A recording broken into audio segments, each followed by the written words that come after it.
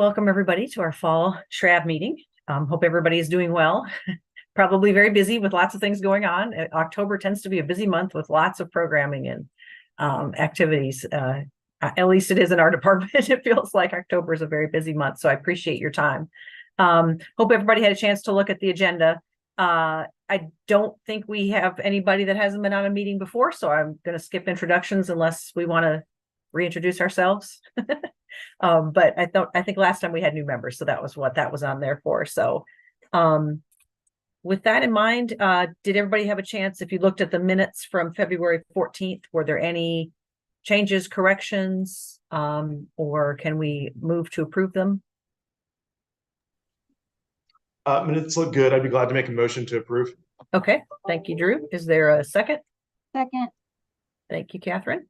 All right, I hate to say this because this is probably one of the few things we'll vote on, but we do have to do a roll call vote since we're in a virtual meeting. So I'll call on you if you take your name off, take yourself off mute and then vote. Lynn? Here. Catherine? Yes. Darren? Yes. Darren? Okay. Oh, no, that's fine. Darren, Karen, it's all good. Yeah, here. Okay, Drew? Yes. Aaron? Yes. And Scarlett? Yes. Okay, thank you. Yeah, so we have Darren, Karen, and Aaron. This is going to be challenging. I'll have to be careful what I say. We have all rhyming names today.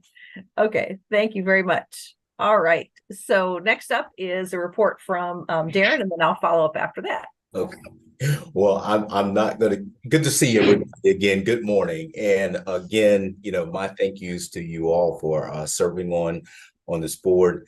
I'm not going to steal Sarah's thunder. And she'll talk probably some about America 250, I'm sure, in this meeting. But the one thing that we're glad that we have a state budget. So we're in the process right now of certifying that.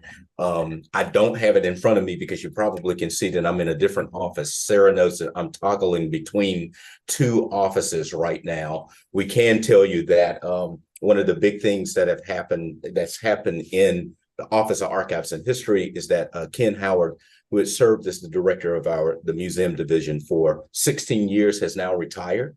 So I am sitting in his old office right now because I'm it right now. I've been trying to talk Sarah into letting me have Adrian come over here, but she's not giving. She's not giving there. But anyway, this is a huge opportunity for new leadership for the museum division. We also got $180 million in the budget for renovation and expansion of the museum. So you're going to you will be hearing a lot about that process in the coming months and over the coming next couple of years, because there's a lot of activity around that. I think we did pretty well with the budget. The department did very well. I have some disappointments as far as our side of the department is concerned, but on the whole, really good budget for our department and some of the things that we need to do. So that was the one thing I wanted to mention that is going on here now. But again, just not to take up too much time. Next time, probably I can, Sarah, run through a little bit more of what was in the budget. I just don't have it in front of me. I left all of that over in my office. But just keep your ears to the ground and be listening for a lot of activity, especially in our museum division. A lot will be going on with state historic sites as well, and just a number of different projects that we're going to be working on. But again, I really do appreciate everything that you all do to support the department and your membership on this board. So with that said, I'm going to turn it over to Sarah to go into a little bit more detail, I'm sure, about things related to America 250. Sure. And actually, thank you, Darren. I actually have a couple, America 250 is kind of a couple places. So, but one thing I think that might be worth mentioning, just in terms of expansion of history, is the budget did have staffing for the Thomas Day State Historic Site. So that'll be an expansion, and that's really exciting. And it's neat to be here when we're adding a new site. So I'm personally excited about that. Just a few updates from the archives, just kind of get a sense of what's been going on. I'm going to put this in the chat. Today is Electronic Records Day. This is something that was started by the Council of State Archivists and picked up by a lot of archives groups. It's always done October 10th for 1010, which is supposed to be like bits and bytes. And we usually have some sort of theme, and there's, webinars and social media stuff. This focusing on the hazards of removable storage media. And my staff likes to do a little fun video every year for Electronic Records Day. So it's embedded in the blog, the horrors of storage media and their degradation. So that there's that. Just archives has been very busy in the last few months since we last met, doing lots of outreach. Tours have really picked back up again to pre-pandemic or exceeding pandemic levels, which has been a lot of fun. So we've had a wide variety of groups coming in, from school kids to summer interns in state government, to we have General Assembly members, court officers, just like everybody. So it's been really fun to get back to that and seeing some groups, and including Adrian has started working with a group of middle school students who came for a tour, and they're going to be doing a transcription project for us with America 250. It's some 8th graders. So that's really fun. They're right up the street from us. So just lots of activity that way.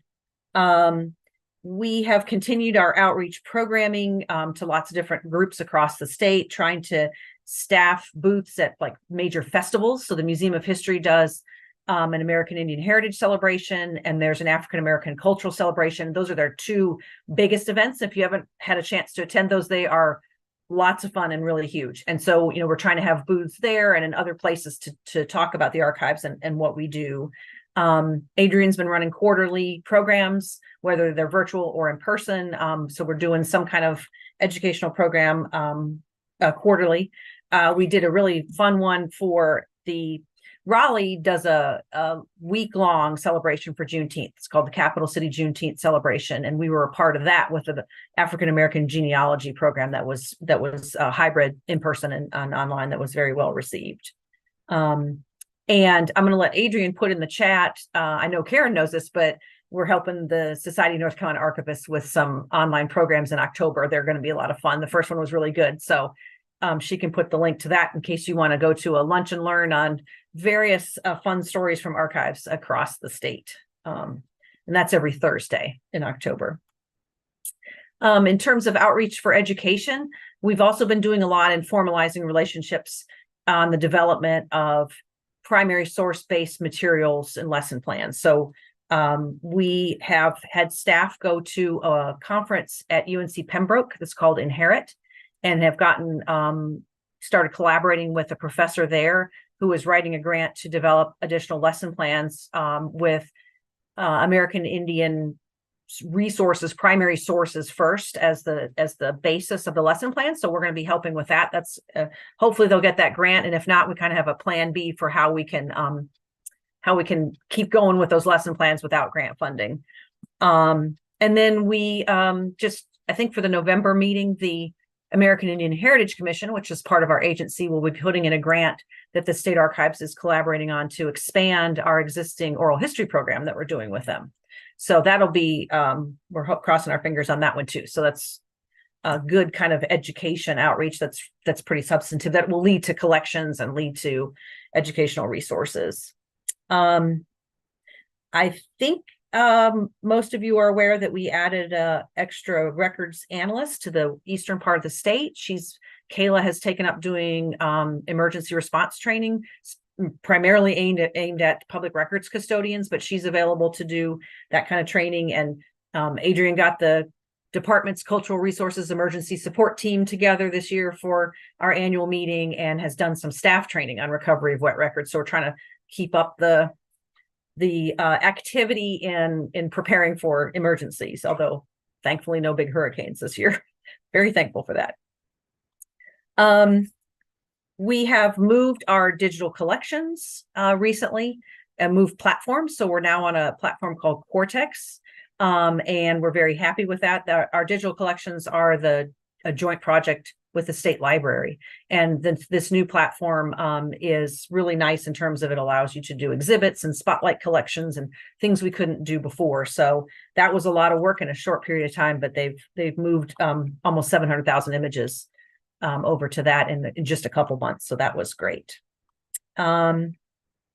We're also working on some major preservation projects kind of behind the scenes in the archives, doing some large rehousing projects, some barcoding of our core archival collection, reprocessing some of our really important older state agency records to kind of ensure that there's more detail in there about the stories that have previously been hidden in the finding aid. So for example, one of our collections that's not often used is a combination of the old original state treasurer and the original controller's office. And there's records in there about folks, enslaved individuals and free people of color and other people that were paid to work on the Capitol. And none of that was really described other than at a very high level. So we're going into certain series and looking for where can we pull out stories from these kind of transactional government records and describe them a little bit better. So that's been a ongoing project that we've had here. And then in terms of the archives and America 250th, we've been doing a lot of promoting of the SHRAB workshops that were done over the last year, and the modules have been recorded. So I've been putting that into all my presentations as a resource for local county groups that are wanting to get organized, saying like, here's the modules, you can watch these at your convenience and access them at any time. And we're starting to think about the archives, what kind of exhibits we're going to be doing of original materials for our One Day Wonder program. We just did a kind of a prototype of one about state constitutional materials in Cary for Constitution Week, and that was really well received. So getting going on that work. And I would just encourage you, if you're not following us on social media or our blogs, we have a podcast too that's really popular. I would encourage you to follow us because we're really trying to make an effort to have a lot of really good content, share other people's content. So especially those of you that are in, libraries or archives, follow us so we can follow you and boost your content as well. So glad you like the podcast. They do a lot of good work on that. So I'll plug the podcast. I have an episode coming up later on in this season that's just starting about one of our favorite stories, the pardoning of Slowpoke the possum. There was someone had gifted a governor with the possum to eat, and he pardoned it famously and then let it go live at a state park. So we always laugh about Slowpoke the possum. I wanted to mention, if you all hadn't, in other budget news, for those of you that are registrars, if you hadn't noticed, there was a return of that local grant program to registrars' offices in this year's budget. It looks like it's the same amount of money, $1,000 minimum per county. So if you hadn't seen that. Sarah, you cut out for a second there. How much money was that per county? I think it's $2,000. I think it's the same as last time. Okay. It looked really similar. It looked like a kind of a copy paste, but one of the membership had contacted me if I knew anything about it. So I dug it out of the budget for her. And I think that's great. So it should be the same kind of rules for preservation. And then the only other thing I was going to mention was Darren has recently joined the National Historical Publications and Records Commission as the representative for the American Association of State and Local History. So he'll be joining that commission at their November meeting. Sadly, he'll have to recuse himself from voting on any of our grants, which of course are fabulous, our grant applications. But that's a good group that is, the commission has members from various places, including some historical associations and local history and archives groups. And so it's got a variety, and some government offices like the courts appoint somebody in Secretary of State. So there's a wide variety of members on that group. So we're happy he's representing the Old North State. Right. Thanks for mentioning that, Sarah. I completely forgot. Yeah, I had NHPRC in the brain for this meeting. Right. So. Anybody have any questions about any of my updates? I know I ran through a lot of stuff fast. I apologize for that. Or anything else you want to know about what's going on at the archives? I was going to plug your podcast if you weren't, because I have noticed that there's been some great content on there, and it's fun seeing y'all reach into different mediums to get your information out, and you guys are doing a great job. Thank you. I'll pass that along. We have a team that works on kind of planning a year ahead what the episodes are going to be and try to tie it to content so that we have other things to share about that. So I'll pass that along. All right. Okay, well, the next on the agenda is current grant. And there's just a lot of like pieces to that. So I'm going to let Adrian give some updates from the on the ground activities. Okay, so if you remember, our state board programming grants are a 2-year cycle. And so we're coming up on the very last couple of months of that cycle. And I've got some budget work to do to get all that nailed down, but we've wrapped up with some of our big initiatives. The workshops are passed, and I feel like those were a success. And most of you all were involved and came. So that's one of the biggest successes. And I'm so happy about that. A couple of you, of course, hosted, Karen and Catherine, and we appreciate that. And we got to see most of you all in person at those. We had 5 regional workshops total. 120 participants represented 73 organizations. So I really like that spread. I feel like we reached a lot of different types of organizations, including our core audience of cultural heritage stewards, but we also got into some more community organizations that we hadn't connected with before. So that was very positive, I think. We're working now on the print on demand exhibit panels. So that's something that I had a summer intern work with me on, keep me going. We've got drafts. I'm trying to refine those. We've got a graphic designer consultant hired. She just signed a contract yesterday. So I'm expecting to see some of the design soon. And I could use help from a little subcommittee on the board. So if anyone wants to do the final review stage with the text and with the selections, I would be grateful. I could use that help. So just send me a message or put your name in the chat if that's something you're interested in, and then I'll connect with email after that. The oral history lending kits is another product of this grant, and we've established 3 of those, one in Raleigh, one at the Western Regional Archives, and one in New Bern with the new Eastern Analyst at Tryon Palace. And we have had a loan so far to Eastern Cabarrus Historical Society, and that seemed to go well.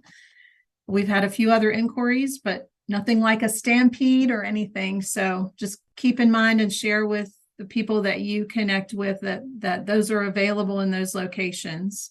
And we're also working, because we do have some grant money left over, we're working to set up a 4th one in Charlotte. And Sarah has been working with the Mecklenburg County. They're setting up an A250 commission. Is that the right term for it? They seem very active. And so I've talked to some of the leaders about whether they could use that. And they, we're very enthusiastic about that possibility. So the trick is with state property, it has to be lent out from another state facility. And in Charlotte, we have a state historic site.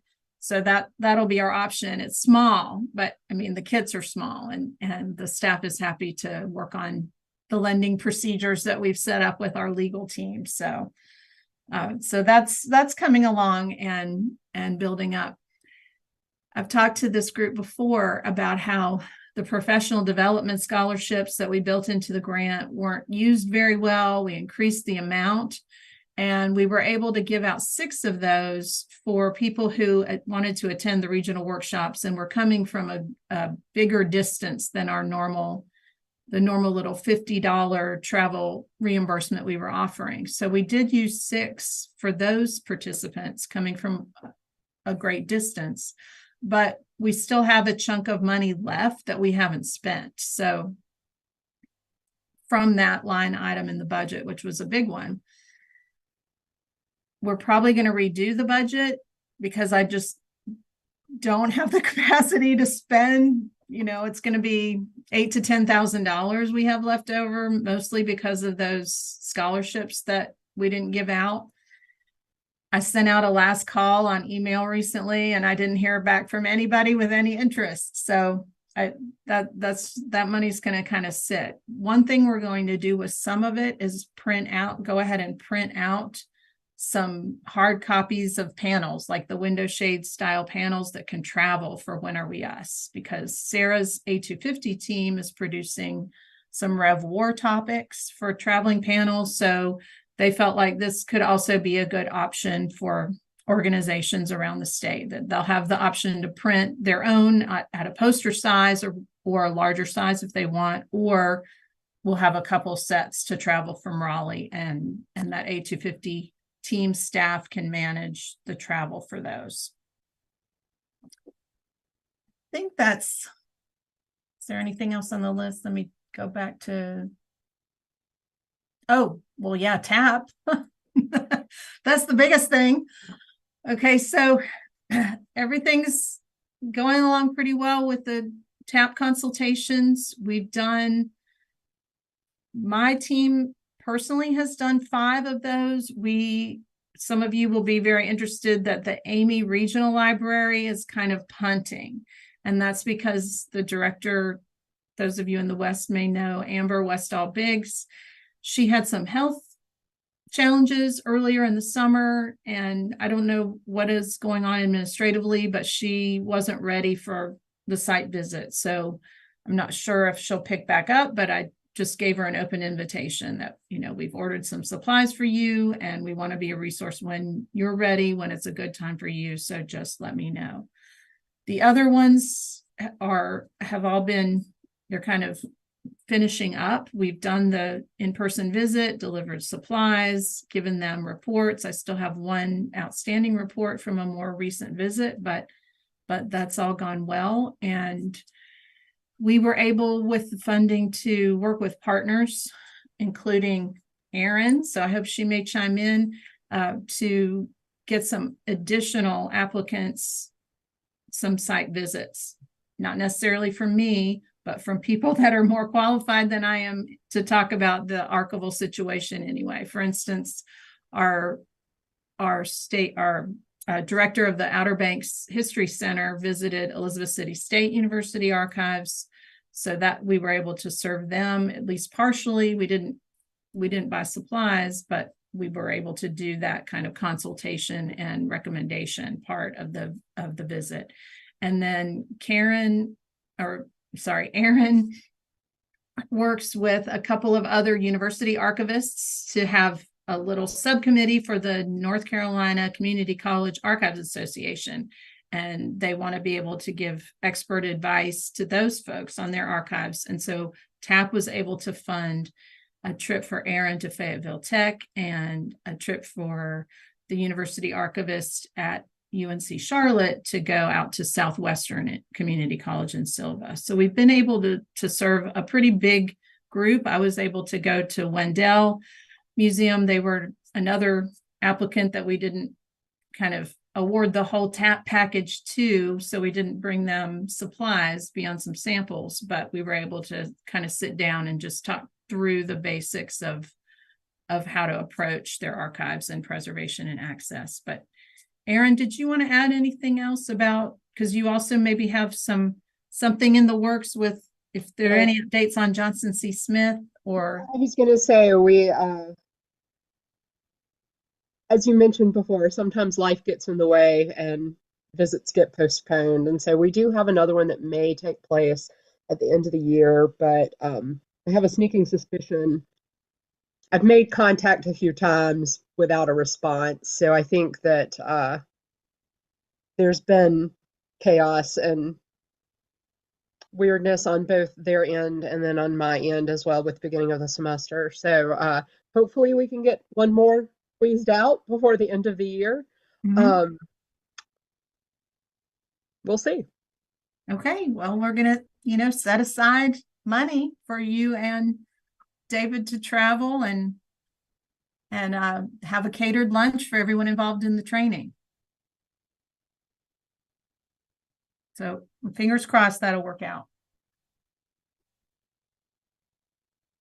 Hey, Adrian, I can pass you some information about the Amy Library. Yancey, and there's been some upheaval there that might be of interest to you as to explain why things are a little funny right now. Yeah, so I do know about the June events. And so if you have any other information, that would be great. I'll have to read back up to see. I know Yancey commissioners were trying to break from Amy, Okay. and I'm not totally sure how that all ended up. But I think they did break from them, so there could be a lot of upheaval. Okay, And others might. I can look for more information and pass it to you. thank you. The state library may be a resource to know for sure if that library system was changing. That's the case. That's too bad. Because from their application, it sounded like they had really neat collections. Yeah, and I think they'll get back to that once things calm down, but that's a shame. Any questions for Adrian or comments or need more information on anything?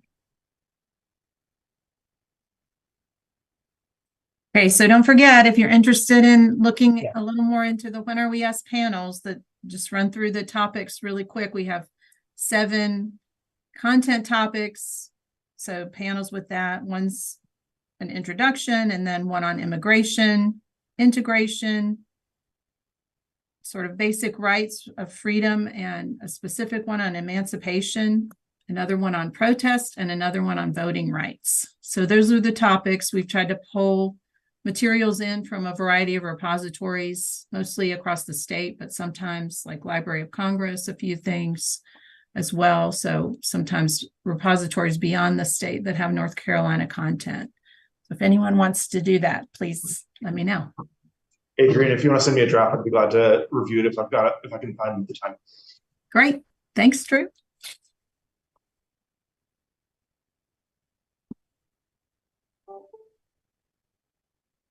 Okay, well, next on the agenda is the short item.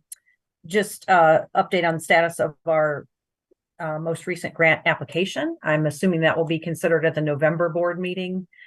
So there's no real word on that. Adrian, do you want to just give like a 1-sentence overview of what that included in the grant application, just to remind everybody? So the grant was focusing on libraries as centers of community archiving. So it would be kind of a train the trainer to help librarians take on that role or embrace that role, and showcase some of the libraries that are already doing those sorts of things, like Karen's and Catherine's. Okay, so we'll hear. Maybe we'll get an inside update from from Darren, even though he can't vote. He'll tell us if it's approved. Okay. All right, and then the last thing I had were just some kind of general updates. I try to keep you all updated on, kind of news from National Archives and the National Archival community, especially things related to the National Archives, since NHPRC is one of our big funders. If you didn't see the news, we have a new archivist of the United States. I'll put a link to the very short bio they've got for her on the National Archives webpage, but it's Dr. Colleen Shogan was nominated by President Biden and confirmed by the Senate as the first female archivist of the United States. So it's been very exciting to have her come on board. She previously had been at the White House Historical Association, had been an academic, but she's really jumped in and gotten going from the information that I've had from various archival groups and looking at things at NARA that were needing attention. Like they had a really big backlog of veterans requests for information, and she's really made that a priority to tackle that. So I was actually really happy they didn't shut down the government the other day, not for any other reason than were really catching up on the veterans backlogs, and it would be a shame if they had paused that. But she's really, doing a lot of outreach and getting out in the archival community. So there's a little bio of her if you want to know more about her. What else do I have on my list? The major archival associations that collaborate in a group about advocacy on a national level, and I'm one of those folks on that committee. planned and organized another advocacy day on Capitol Hill in July of this year in conjunction with our annual archives meeting. So that was a kind of a similar format to a few years ago, where folks could sign up and get some training on advocacy and could go over, make appointments to go over to meet with their staff from their congressional offices and just talk about the importance of archives. So this isn't just specifically National Archives, this is all archives and archival collections, and the importance of funding and things like that, and awareness raising. So that I think went really well. It's always good to train, more people on how to do that, how to make office visits, demystify that process, because it's really not that hard, but people are often kind of nervous about that, about doing that kind of outreach to their elected officials. And it really is not too bad, having done it quite a bit myself. So I'm sure we'll continue to work on additional advocacy topics. We tend to collaborate if there's something about archives or access to records in the news that we want to make a statement on collectively, things like that. We do that as well. So that is ongoing. Let me see. For kind of statewide America 250th updates, last year's budget, we were able to secure a new position for a research historian. That person has started to work with us to, making sure that we're producing products that have current research. I think we did a lot of walking through our bicentennial products, and it's like, oh, this topic's left off and that topic's left off. We could use a little more expansion here. It's been good to have somebody on board to actually work on things like exhibits and other materials with us. The budget this year, while it did not give any money for the department's America 250th programming efforts specifically, it did give us $2 million for a local grant program that we're in the process of standing up. And the way that will be divided is there's going to be some money that counties will be eligible to apply for, no match. And that's if they have an official America 250th committee that's, organized and they can apply to use it for things like strategic planning or programs and things like that.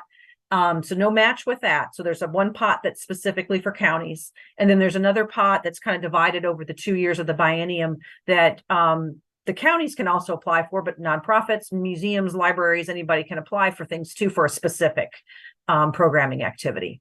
So counties will be eligible in both. There will be a match for the non-county part.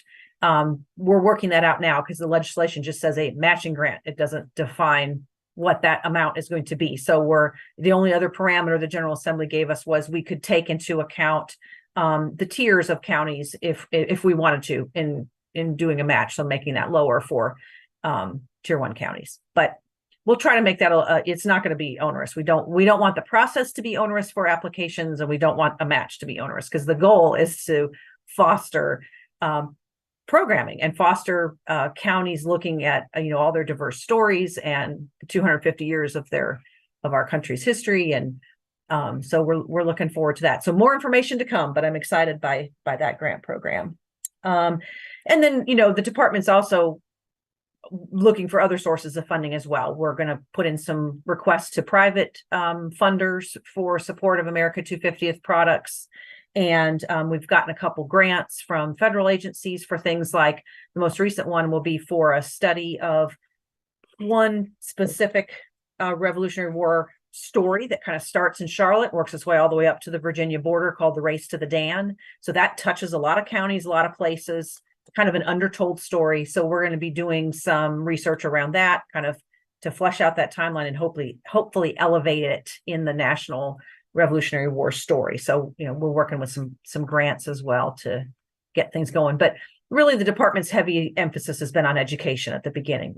We had a teacher workshop this summer, our first one, and part of what we had funded was the development of a one-man theatrical performance by Dr. Sonny Kelly, where he looks at the African-American veterans from the Revolutionary War all the way up to modern conflicts, and he based his one-man performance on original collections, like some from our collection.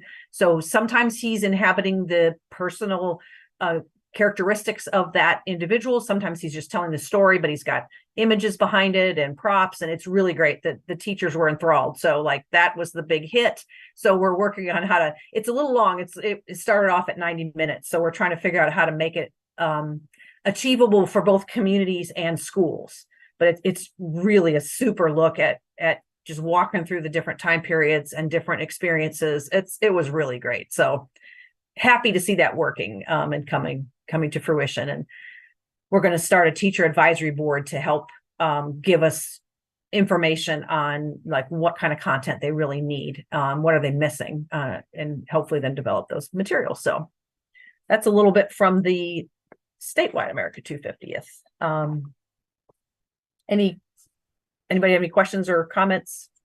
Hey, Sarah, yeah. where and when will Dr. Kelly be performing again? I know he did the Hayti He Heritage did one in Center. Durham. So I don't have the 2024 schedule in front of me, but we've got him contracted for like 3 or 4 more performances.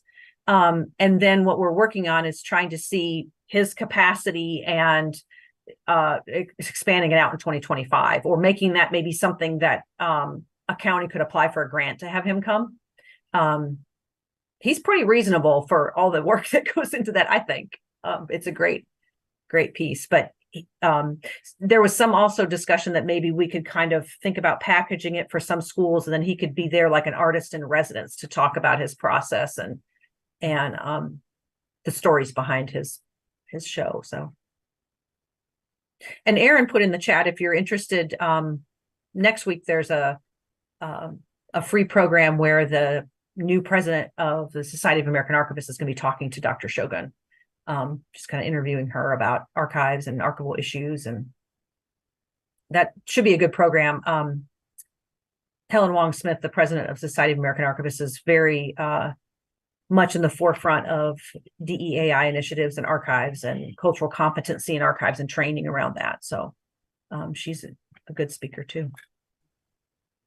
Any Sarah, other questions? Yeah. if a county wanted to set up an America 250th committee, is there some language available for counties who want to, or Catherine, do we already have that happening? It's not happening yet, but along with my AASLH magazine I got a couple of months ago, I've got a handy dandy packet guide how-to thing. So we could meet and talk about that if you wanted to. Yeah, I think it would be good for interested people to kind of generate interest. I'll use Halifax as an example.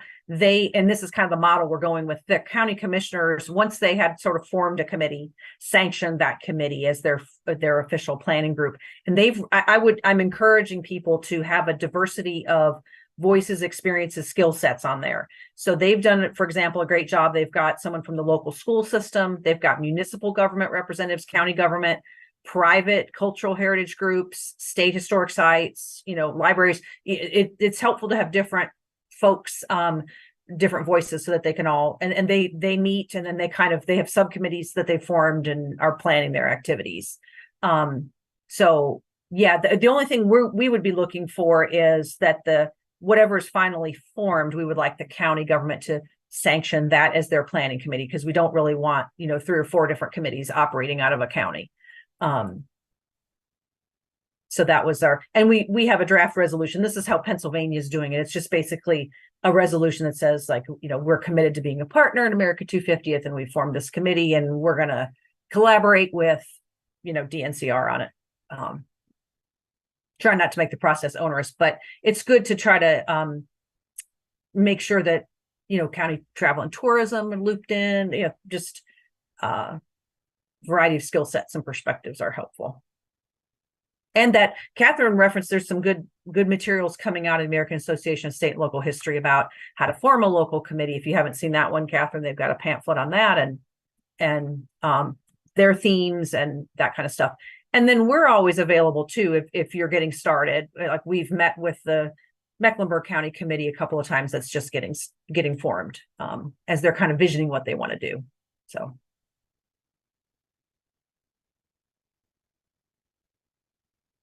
Any other questions? just a quick note about these commissions. I think that, one of the things that's pretty cool about them is that they can continue on. Buncombe County's Bicentennial Commission is over the years now Asheville Greenworks. So I think that's really cool. They started out as like Quality 76, and then, or well, something as the Bicentennial Commission became Quality 76, and they're now Asheville Greenworks. So these things can continue for 50 whole years. And you're probably a little young to remember this, but the Bicentennial is widely credited with bringing out kind of a resurgence of interest in local history. And there's a lot of founding of local history collections and museums, and just kind of that was a formative time period. AASLH really, got going after that. So that's great to hear that that's still a vibrant thing, for a resource for the county.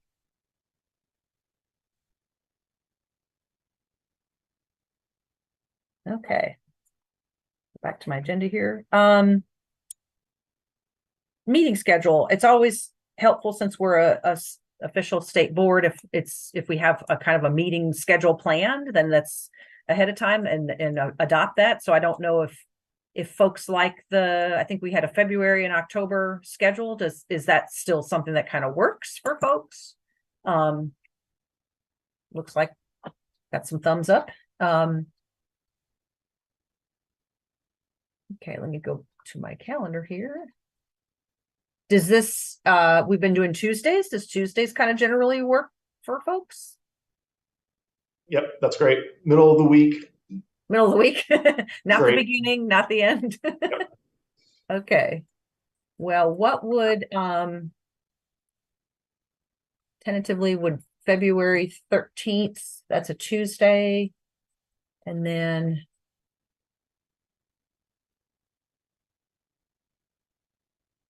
maybe October 8th is also the second Tuesday of October. That tentatively seemed like it might work. Works for me. Works for me. Okay. I'm assuming I'll ask Darren this. I'm assuming we have to vote on that. Does that sound right, Darren? Okay. All right. Yes, it is, Sarah. I'm sorry. I keep forgetting to unmute. Yeah. All right. Let's say that I move that we do those dates. Does someone want to give me a second? I'll second. I'll second it. Okay. Thank you. And I'll call on you again and just say yes or no on the proposal of February 13th and September 8th. And I will split up all of our rhyming names. So Karen with a K, you could go first. Yeah. Okay. Scarlett. Yes. Okay. Darren with a D. Yes. All right. Drew. Yes. Lynn. Yes. Catherine. Yes. And Aaron. Yes. Okay. Thank you all. And that was all that we had identified for like board business. I don't know if there's anything y'all want to share or anything to raise for the group, anything we need to be thinking about. Just because today happens to be a day that's interesting, I want to put something for your calendar for next year. Okay. Today is the 9th anniversary of marriage equality being legal in North Carolina. When my office was sued for the right for same-sex couples to marry. It could be something fun if you want to put something on the calendar for like 10 months from now to like circle back and for archives or the history world of North Carolina to remember and care about the 10th anniversary of this thing that was kind of big. Okay. Yeah, that's good to know because it, often in June we're doing exhibits or social media things about collections and that kind of thing. But since it's October, that's good to note that. While I'm off mute, I'll go ahead and give one more really cute anecdote. My 9 o'clock meeting, I was meeting with one of Aaron Larimore's students from museum studies, who was asking me about one of Darren Waters' dissertation, and I then sent that student over to Catherine and special collections for better historical perspective on the primary source documents that Sarah and Becky and I have worked together to compile. So I almost got everyone in on that. Yeah. It was That was close. You were close to everybody on the call. It takes a team. It takes a village to help a grad student. It's true. Excellent. All right. Anything else? Thank Okay, you. cool. Thank you for running the meeting, Sarah. Sure. No problem. No problem. Okay. Well, I hope everybody has a good rest of the fall, and we'll be in touch, via email about when we hear about the grant, or I can certainly also keep you updated on anything else that we've talked about today. So just, always shoot me an email if you need me to follow up on something, and Catherine and Drew, if we can be of assistance in Buncombe County with your A250 committee, happy to do that as well. There is a historical commissioner, North Carolina historical commissioner from Buncombe County, Barbara Groom, who has heard a lot about America 250th. She's a retired school teacher, so she might be interested in being a part of that as well. I did ask her the last time I was meeting with her, I said, do you know any county commissioners? Yeah, you need to spread the word to them too, that they should be interested in planning now, especially since there's money. So that helps. So, okay. Well, I'm assuming that it'd be unanimous for voting to adjourn. So everybody have a good rest of your day, and do take a chance to watch our electronic records day video, because our staff likes to do those. It's like 3 minutes long. So Thank you, everybody. thank you. Thank you. Bye. Good to see you guys.